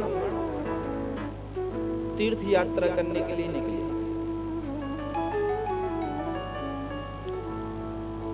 तो जो एक ब्राह्मण थे वो युवा थे, उनकी उम्र 16, 17, 18 साल की थी, और एक जो बड़े ब्राह्मण थे, कुल में भी बड़े थे, जाति ब्राह्मण भी कई प्रकार के होते हैं, तो उनका कुल बड़ा था, ब्राह्मण बड़े थे और वृद्ध थे, उनकी उम्र लगभग 50-60 के बीच की थी। उनके 2 पुत्र थे, एक पुत्री थी। तो युवा ब्राह्मण और वृद्ध ब्राह्मण दोनों तीर्थ यात्रा के लिए निकले जगन्नाथपुरी से। तो घूमते घूमते वहां से निकले, कलकत्ता होते हुए, प्रयागराज होते हुए, अयोध्या होते हुए सीधे वृंदावन गए। तो वृंदावन आते ही गोकुल में पड़े थे। तो गोकुल में उन्होंने दाऊ दादा के दर्शन, ठाकुर जी के दर्शन किए। कहते वहां पर जो वृद्ध ब्राह्मण थे उनकी तबीयत खराब हो गई और भी संग साथी वाले आए थे, तो वृद्ध ब्राह्मण की तबीयत खराब हो गई, तो वो संग साथी वाले सब आगे निकल गए। पर इस बालक ब्राह्मण ने उस वृद्ध ब्राह्मण को कहा कि मैं आपकी सेवा कर रहा हूं, और कह तो वहीं रह करके गोकुल में सेवा करी उस ब्राह्मण की, वृद्ध ब्राह्मण की। तो उसकी सेवा पे प्रसन्न होकर के वृद्ध ब्राह्मण ने कहा, और वो ब्राह्मण ठीक हो गया। तीर्थ में जाकर तबीयत बिगड़ गई थी, सो ब्राह्मण प्रसन्न हुए। वृद्ध ब्राह्मण ने कहा युवा ब्राह्मण से कि हे विप्र बालक, तुमने मेरे साथ और भी आए थे, सब छोड़कर चले गए, तुमने मेरी रह करके सेवा करी है, इसलिए, और अपन एक ही कुल के, एक ग्राम के हैं और एक स्थान के हैं, इसलिए मैं तो यहाँ वचन देता हूँ तुम्हें कि घर जाते ही मेरी पुत्री का विवाह मैं तुम्हारे साथ कर दूंगा। वृद्ध ब्राह्मण ने उस बालक ब्राह्मण से कहा, मैं वचन देता हूँ कि तुमने सेवा करी है और तुम योग्य भी हो, युवा भी हो, मेरी पुत्री विवाह योग्य है, मैं मेरी पुत्री का विवाह तुम्हारे साथ कर दूंगा। गोकुल में कहा, चले आए घर। 6 महीने बीत गए। 6 महीने आकर के ब्राह्मण ने बताया, याद दिलाए उस बालक ने। उसने आकर के वृद्ध ब्राह्मण से कहा कि आपने वृंदावन में वचन दिया था कि मुझे देखो, वो तो निष्किंचित ब्राह्मण थे, उनको तो ब्याह करना ही नहीं था, पर वचन दिया है, तो दिया हुआ वचन जो तोड़ जाते हैं उन्हें रौरव आदि नरकों की प्राप्ति होती है। इसलिए जो वचन दे देते हैं उन्हें पूरा हमें करना चाहिए। तो मुझे विवाह का तो कोई लोभ नहीं है, पर वृद्ध ब्राह्मण देव, आपने मुझे वृंदावन धाम में, एक तो धाम है, शास्त्र क्या कहता है, शास्त्र कहता है अन्यत्र हि कृतम पापम, अन्यत्र हि कृतम पापम तीर्थगाम गमिष्यति, तीर्थे यत् कृतम पापम वज्रलेपो भवति। और जगह पाप आप कर लो तो तीर्थ में जाकर उनका समन हो जाता है। तीर्थ में आपने स्नान कर लिया, अपन ने यहाँ पाप किए खूब, अपन ने तीर्थ में जाकर स्नान कर लिए, तो जो पाप किए हैं वो उनका समन हो गया, वो छूट जाते हैं। पर यदि हम तीर्थ में जाकर के पाप कर आते हैं तो वज्रलेपो भवति, कहते वो लिख जाता है, आपको यम की यातना तो सहनी पड़ेगी। तीर्थ के पाप नष्ट नहीं होते। तो बोले आपने संकल्प लिया था और वहां वचन दिया था कि मैं अपनी पुत्री का विवाह तुम्हारे साथ करूंगा, मुझे विवाह का लोभ नहीं है, पर आपका वचन ना टूट जाए और आपको नरकों की यातना ना मिल जाए, इसलिए मैं आपको बता रहा हूं कि आपने जो संकल्प लिया था, वचन दिया था, उसे पूरा कर। तो बताया, पुत्रों से कहा, पुत्रों से कहा बेटा इसने मेरी सेवा करी थी, सो मैंने वचन दे दिया था कि मेरी पुत्री का विवाह क्या करूंगा इसके साथ, अब वो बताओ करें तो तुम लोग कहो तो फिर कर दें। तो पुत्र तो चढ़ गए, 2 पुत्र धारे। इस ब्राह्मण, एक तो हम जाते ऊंचे कुल के ब्राह्मण हैं और एक गरीब ब्राह्मण है, इसके साथ अपनी बहन का विवाह हम कैसे कर देंगे। दोनों पुत्र और पत्नी बोले बुढ़ा हो गए, थोड़े में चाहे जो इनको वचन दे देते हो, थोड़े सोच समझ करके बात किया करो, और सियानों की कौन सुनता है। जब पुत्र बड़े हो जाते हैं तो फिर बच्चे उनकी सुनता ही नहीं है, फिर उन्हें जो करना वो तो करता ही। तुम चिल्लाते रहो, फिर तो चिल्ला के और कह देते शांत बैठे रहो, तो तुम्हारे गए समय। सो अपने छिमाने बैठे हैं, कुछ किया नहीं अपन। तो बोले बूढ़े हो गए, तुम्हें ये सुरत रहती नहीं, कब दिया वचन। ब्राह्मण से कहा कब दिया इनने वचन। बोले वहां वृंदावन में कोई साक्षी में है, किसके सामने दिया था। बोले वहां था तो कोई नहीं। बोले कोई गवाह हो तो बताओ, इनने कोई वचन नहीं दिया, जाओ यहाँ से। बोले दिए हैं गवाह। बोले कौन। वहां गोपाल जी हैं, उनकी सन्निधि में इनने वचन दिया था। वृंदावन में जो गोपाल जी हैं उनके सामने इनने कहा था कि मैं अपनी पुत्री का। बोले उन्हें ले आओ गवाह में। अबे तो जान रहे तो भगवान थोड़ी है जाएंगे गवाही दे। बोले मैं ला रहा हूं। तो उड़ीसा से फिर पैदल आया वृंदावन। कहाँ उड़ीसा जगन्नाथपुरी और कहाँ वृंदावन। वो फिर 1.5-2 महीने में तो चल करके फिर आया वृंदावन। और वृंदावन आकर के ठाकुर जी के सामने वही गोकुल में अपन जहाँ गए थे तो दाऊ दादा के नीचे जो मंदिर बना है साक्षी गोपाल जी का, गोपाल जी उनको पास आकर के वो बैठ गया और बैठ करके बैठा रहा और भगवान के 3 दिन और 3 रात रोता रहा। भगवान आपके सामने उन ब्राह्मण ने वचन दिया था, वो गवाही मांग रहे हैं, आपको चलना पड़ेगा। जब 3 दिन और रात चरणों में बैठ के रोता रहा, कुछ खाया पिया नहीं, तो भगवान धीरे से बोले। भगवान ने कहा, अरे मूर्ति भी कहीं चल के जाती है क्या? भगवान ने क्या कहा? अरे पागल, मूर्ति भी कहीं चल के जाती है। तो वो ब्राह्मण बोले, मूर्ति बोलती भी तो नहीं है। ब्राह्मण थे, उन्होंने कहा मूर्ति बोलती भी तो नहीं है। यदि जब मूर्ति बोल सकती है तो चल भी। भगवान ने कहा, जो बोला वही फंसा। भगवान ने कहा, बोल गए तो फंस गए। भैया देखो, हम तो खाते पीते हैं, खाते पीते भगवान हैं, हमारी अच्छी व्यवस्था कर सको तो फिर हम चल रहे। बोले प्रभु, हमारे खुद को जुगाड़ नहीं खाने के, हम तुम्हें खा खिलाएंगे। बोले ठीक है, हम चल रहे हैं, हमारे कुछ मालाएं आभूषण रखे हैं, इनको रख लो और रोज एक एक मोती जिस गांव में रुके उस गांव में बेचना, और मेरे लिए माखन, मैं तो अच्छा खूब खाता हूँ माखन में से मलाई, भोग लागो मेरे लिए अच्छा अच्छा अच्छा। और भगवान को तो अच्छा ही पसंद है, खूब अच्छापन लगा रहे रोज भोग इधर। प्रेम से बोलना पड़ेगा। भगवान तो खूब खा रहा है मिठाई पेड़ा, देख रहे, और माखन तो डिब्बा डिब्बा भरे हैं। तो भगवान कह रहे हैं, हमें तो अच्छा अच्छा प्रिय है, रोज एक एक मोती देते जाओ, रोज लाओ। ठीक है, पर एक वचन है, तुम मुड़ करके मुझे नहीं देते। बोले ठीक है प्रभु, जैसी आज्ञा। कब नहीं देखोगे? जब तुम चलो, तुम चलोगे आगे आगे, मैं चलूंगा पीछे पीछे। तो भगवान पीछे पीछे क्यों कह रहे हैं कि मुड़ कर नहीं देखोगे? भगवान कह रहे हैं, हम तो अपनी मस्ती में चलेंगे। भगवान तो एक पैर यहाँ रखते हैं, दूसरे यहाँ से उचकते उचकते जाते हैं, बांसुरी बजाते जा रहे, उचकते उचकते जा रहे। ठीक है प्रभु। तो वो ब्राह्मण चले, और ब्राह्मण चले और पीछे पीछे भगवान, जहाँ रात्रि रुकते वहीं पर कुछ व्यवस्था करते और भगवान को खाते और रात्रि रुकते, फिर सुबह चल रहे।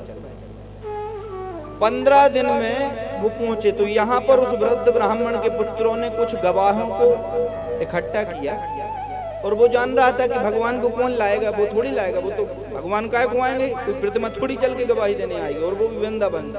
तो उसने क्या किया, उन ब्राह्मणों से कह दिया, उस वृद्ध ब्राह्मण के पुत्र ने उन पंचों को जोड़ा और पंचों को खिला पिला दिया पैसे। बोले तुम सब कह देना कि हम सब थे, कोई गवाही ववाही नहीं दी, ये तो झूठ बोल रहा है लोगन। और पंच तो ऐसे जिनको पैसा खिला दो वो उन्हीं की तरफ लोटा खाई ढुड़क जाए। पैसा दिए सुबह ढुड़क गए, उन्हीं की तरफ ही हो गए। बोले हाँ ठीक है। 15 दिन में जैसे ही उड़ीसा प्रांत खुर्द में पहुंचने ही वाले थे कि इस विप्र ब्राह्मण के मन में आया कि मैं 15 दिन 1 महीने से लगातार भगवान को चलते आ रहा हूँ, पीछे मुड़ के नहीं देखा, पर मैं देखूं तो भगवान चलते हुए कैसे लगते। तो गांव के पीछे, गांव के 5-7 किलोमीटर रह गया था गांव, और घाट पड़ा, एक नदी पड़ी। तो नदी में से जा रहे थे तो भगवान की पायलें बंद हो गई, क्योंकि गड़ते हैं पाँव, तो उनकी घुंघरू की आवाज बंद हो गई। एक भाव ये भी है कि उसने मुड़ के देखा ब्राह्मण ने कि मैं देखूं तो कि भगवान चलते हुए कैसे लगते। बैठते खुआते तो मैंने खूब देखा है, पर चलते हुए भगवान, ये भूल गया कि भगवान ने कहा था कि मुड़ के नहीं देखा। और कहते चलते चलते अचानक उसने एकदम से भगवान को मुड़ के देख लिया। तो भगवान का एक पैर ऐसा था और दूसरा उस पैर के ऐसे था, और बांसुरी ऐसी हाथ में फेंट में लाए तो, और भगवान उचकने वाले थे, और उसने मुड़ के देखा तो भगवान ज्यों की त्यों ऐसे खड़े हो गए। अरे जय जय, देखा और रोने लगा, चरणों में पड़ गया। अब चलो, बोले काय को चलो। अरे महाराज 5 किलोमीटर और बचा है तो चलो गांव। बोले तुमने वचन दिया था कि मैंने कहा था कि तुम मुड़ के नहीं देखना, तुमने मुड़ के देख लिया, अब मैं यहीं रहूंगा। बोले 5 किलोमीटर और बचे प्रभु चलो। बोले तुम्हारे गांव के जो सरपंच हैं, तुम्हारे गांव के जो पंच हैं, वो कहे इतने बाप की बपोती के खाने वाले हो गए कि मैं कोसों मील से चल करके यहाँ गए कि मेरे दर्शन के लोग गांव से 5 किलोमीटर नहीं आ सकते क्या? अब मैं यहीं नहीं रहूंगा, यहीं रहूंगा, तुम जाओ, कहीं नहीं जाऊंगा। उनको बुला के तो दौड़ा गया ब्राह्मण और जाकर के कहा कि भगवान आ गए गवाही देने के लिए। सो भीड़ लग गई कि भगवान आए वृंदावन से गवाही देने। अब ये हंसे कि मूर्ख ब्राह्मण, देखो तो भगवान का नाम लेकर के अरे भगवान आ गए हैं। कहाँ है? बोले नदिया के किनारे। बोले यहीं काहे नहीं ले आए? बोले वो भगवान वहीं बुला रहे। तो फिर पूरा गांव, फिर तुझे पता चले, पता क्या लग गया कि नंदी पानी पी रहे, सबरे भिड़े पिया गए। फिर तो भीड़ लग गई। ऐसे ही पता चला कि भगवान आ गए तो भीड़ लग गई। वहां पे दौड़ दौड़ के सब जा रहे। अब जाते जाते जाते सब पहुंच गए, घेर भीड़ लग गई। और कहते हैं सबकी सन्निधि में भगवान ने वहां पर अपने मुख से हजारों लोगों के बीच में गवाही दी और कहा कि मेरी सन्निधि में इस ब्राह्मण को, वृद्ध ब्राह्मण ने वचन दिया था क्या कि मैं अपनी पुत्री का विवाह इसके साथ करूंगा, इसने मेरी सेवा करी है। वहां मैं था साक्षी के रूप में। तो तब से वहां भगवान का नाम पड़ गया साक्षी गोपाल। जिन्होंने गवाही दी, साक्षी दी, इसलिए उनका नाम पड़ गया साक्षी गोपाल। तो एक रूप वृंदावन में आज भी है और एक रूप भगवान का प्रतिष्ठित हो गया उड़ीसा में। जगन्नाथपुरी जाओ तो खुर्दग्राम के पहले भगवान का साक्षी गोपाल जी का मंदिर आज भी बना है। कलयुग की घटना है ये। भगवान कलयुग में भी अपने भक्त की दीनता पर प्रभावित होकर के कहां से, वृंदावन से कहां वहां पहुंच गए गवाही देने के लिए। तो ये कथा कहानी नहीं है, ये प्रत्यक्ष भगवान का वचन है और प्रत्यक्ष भगवान की लीला है, कलयुग की लीला है कि भक्त से प्रभावित होकर भगवान जगन्नाथ पहुंचे गवाही देने के लिए। इसलिए हम जो भी कर्म करते हैं, जो भी शरीर के माध्यम से, मन वचन कर्म से जो भी कृत्य करते हैं, कोई देखे ना देखे भगवान देखता है। इसलिए कभी किसी को वचन दें तो पूरा करें। क्यों? क्योंकि भगवान साक्षी देते हैं। वचन दे करके मुकरना नरकों की यातना को भोगना है। इसलिए वचन दिया है तो पूरा करें, अन्यत्र भगवान की सन्निधि में तो कभी वचन दे ही नहीं। और भगवान की करुणा का वर्णन यहाँ पर प्रियादास जी ने कहा कि देखो कलयुग में कैसे भगवान एक भक्त के साथ जगन्नाथपुरी पहुंच जाते हैं, कैसे भगवान एक भक्त के यहाँ लुटने चले जाते हैं। ये भगवान की करुणता है, भगवान की दीनता है। इसलिए भगवान का नाम है अकारण करुणा वरुणालय, जो अकारण ही करुणा। बोले वृंदावन बिहारी लाल की, बोलिए साक्षी गोपाल की, बोलिए संत हरिपाल जी की जय।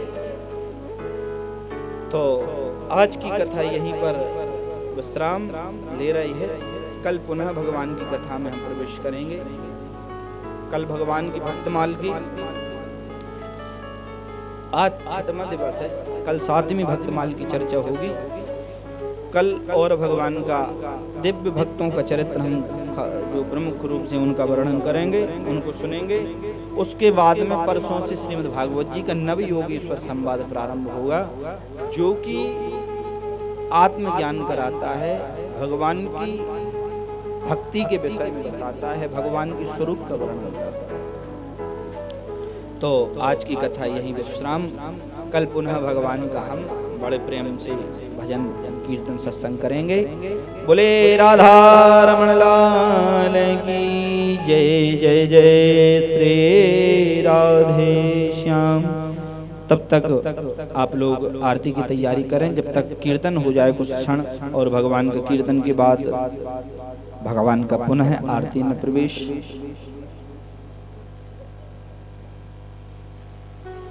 बोले रामचंद्र भगवान की। श्री राम जय जय राम, श्री राम जय जय राम, श्री राम जय जय राम, श्री राम जय जय राम, श्री राम जय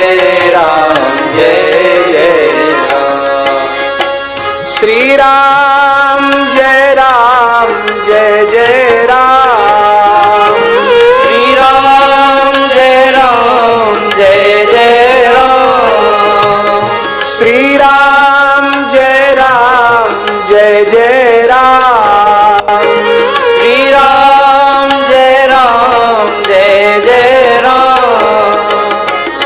राम जय जय राम, श्री राम जय राम, श्री राम जय जय राम, श्री राम जय राम,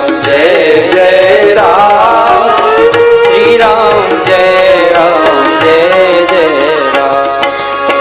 श्री राम जय जय राम, श्री राम जय राम,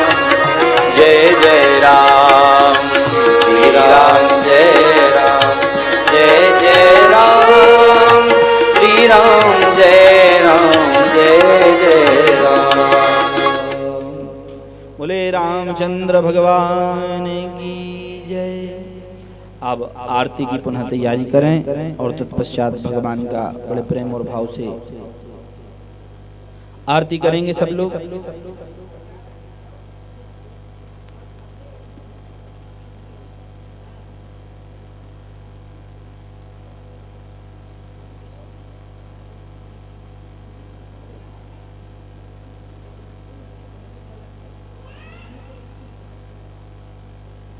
श्री राधे श्याम।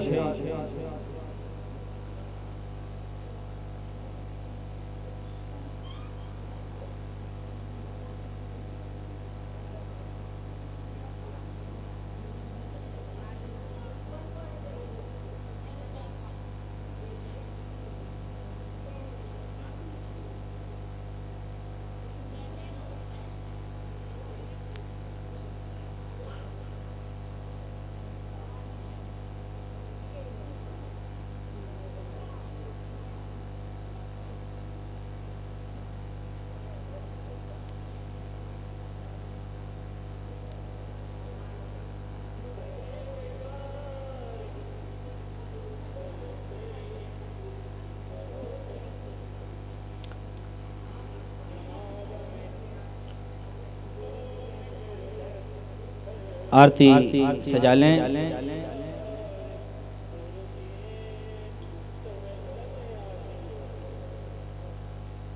ओम जलेन शीतलेन करणं ज्वालामालिनीन महात्मादिवन्दनं यज्ञेन यज्ञमाय जन्त देवास्तानि धर्माणि प्रथमान्यासन्नतेः नागं महिमान् सजन्त यत्र पूर्वे साध्यः सन्ति देवाम्।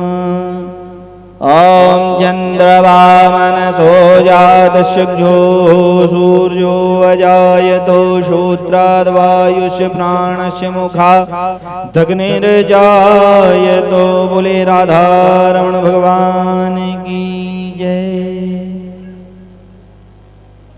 सावरे सलोने सरकार की। राधे श्री राधे। सभी बड़े प्रेम और भाव से भगवान कृष्ण कन्हैया की आरती को गाएंगे। तालियां मंद मंद जरूर बजाते हुए चलते हैं आरती की ओर। मन में बसा कर तेरी मूर्ति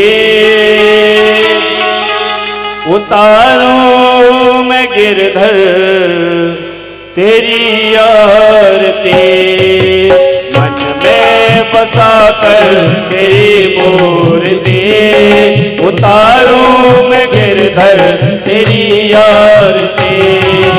मन में बसा कर तेरी मूर्ति उतारूं मैं गिरधर तेरी आरती।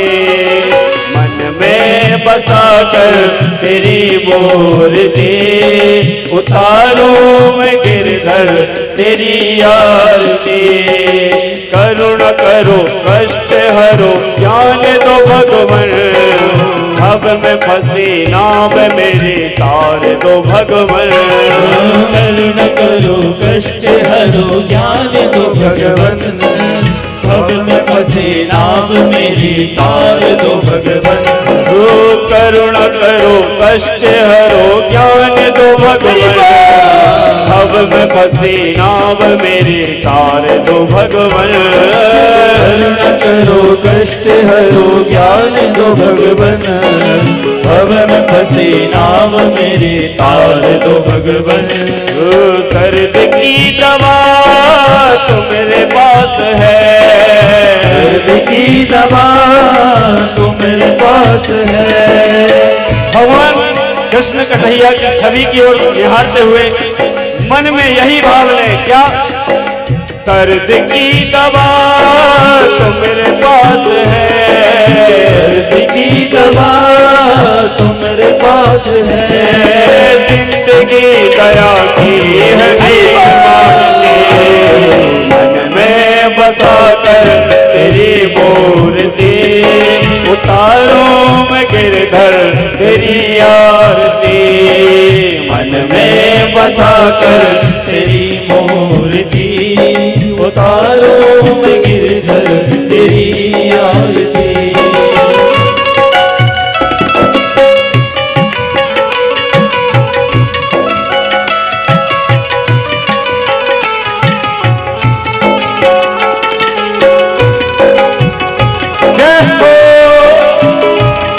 तालियां बजाते हुए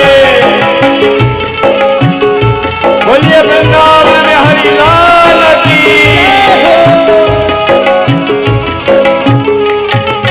मांगू तुझसे क्या मैं यही सोचूं भगवन, जिंदगी जब तेरे नाम कर दी अर्पण। मांगू तुझसे क्या मैं यही सोचूं भगवन, जिंदगी बस तेरे नाम कर दी अर्पण। मांगू तुझसे क्या मैं यही सोचूं भगवन, जिंदगी जब तेरे नाम कर दी अर्पण। मांगू तुझसे क्या मैं यही सोचूं भगवन, जिंदगी बस तेरे नाम कर दे अर्पण। सब कुछ तेरा कुछ नहीं मेरा, सब कुछ तेरा कुछ नहीं मेरा। सब कुछ तेरा कुछ नहीं मेरा। सब कुछ तेरा कुछ नहीं मेरा। ओ चिंता है तुझको प्यारे मन में बसा कर तेरी मूर्ति, उतारो मैं गिरधर तेरी आरती।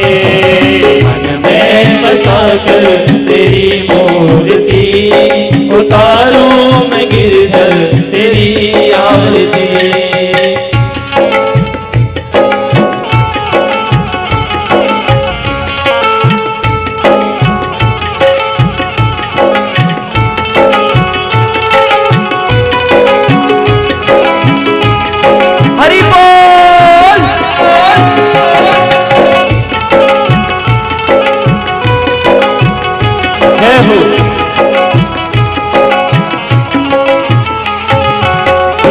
तेरी महिमा गावे संत करे ध्यान, नारद गुणगान करे तेरे वीणा तान। वेद तेरी महिमा गाए संत करे ध्यान, नारद गुणगान करे छेड़ वीणा तान। वेद तेरी महिमा गावे संत करे ध्यान, नारद गुणगान करे तेरे वीणा तान। वेद तेरी महिमा गाए संत करे ध्यान, नारद गुणगान करे छेड़ वीणा तान। भक्त तेरे द्वार करते हैं पुकार, भक्त तेरे द्वार करते हैं पुकार। भगत तेरे द्वार करते हैं पुकार। भगत तेरे द्वार करते हैं पुकार। दास व्यास गाए तेरी यार, बता कर तेरी मूर्ति, उतारो में गिरधर। हाथ उठा के जो भगवान का है हाथ उठा के। बता कर तेरी मूर्ति, उतारो में गिरधर तेरी आरती। मन में बसा कर तेरी मूर्ति, उतारो में तेरी आरती। मन में बसा कर तेरी मूर्ति, उतारो में गिरधर तेरी आरती। मन में बसा कर तेरी मूर्ति, उतारो में गिरधर तेरी आरती। मन में बसा कर तेरी मूर्ति, उतारो में गिरधर तेरी आरती। उतारो में गिरधर गिरधर तेरी आरती, उतारूं मैं गिरधर तेरी आरती, उतारूं मैं गिरधर तेरी आरती, उतारूं मैं गिरधर तेरी आरती।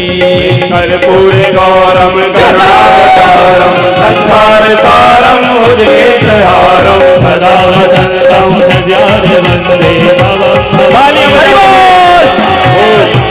माला तुलकाल काले कपाल माला दत्ते कराए दिगंबराय च दिगंबराय नमः शिवाय च नमः शिवाय।